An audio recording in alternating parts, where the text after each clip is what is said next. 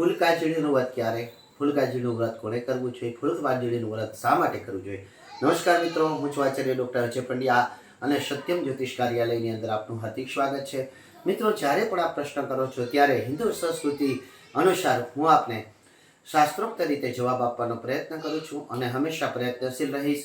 મિત્રો, શ્રાવણ માસની અંદર જે ફૂલકાજળીનું વ્રત આવે છે એ નાની બાળાઓ શા માટે કરે છે અને ક્યારે આ સમયમાં હવે ક્યારે વ્રત છે, તો ફૂલકાજળીનું વ્રત શ્રાવણ સુદ ત્રીજ ને રવિવાર તારીખ 27/7/2025 રોજ છે।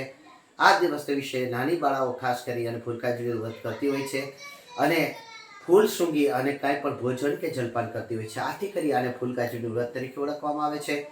આ દિવસને વિશે પ્રાતકાળને વિશે સૂર્યોદય પહેલાં વહેલું ઉઠવાનું હોય છે, નિત્ય કર્મ કરી સ્નાન કરી અને શિવાલયે જવાનું હોય છે। માં જગદંબા સ્વરૂપની પાર્વતી અને ભગવાન ભોલેનાથનું પૂર્ણ પૂજન કરવાનું હોય છે। અભિષેક પણ કરી શકો છો, સાથે સાથે આ બીલીપત્ર અને પુષ્પ ચડાવી શકો છો।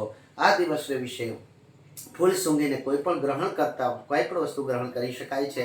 આથી કરીને આ ફૂલકાજળીનું વ્રત કહેવાય છે। આ દિવસ રહ્યા પછી કોઈ ઉપવાસ પણ કરે છે, કોઈ એકટાણું પણ કરે છે અને રાત્રે જાગરણ કરે છે। તો આ ફૂલકાજળીનું વ્રત આ શ્રાવણ માસની અંદર 27/7/2025 અને રવિવારના રોજ છે, જેની ખાસ નોંધ લેજો। જય મહાદેવ, સર્વનું કલ્યાણ થાઓ।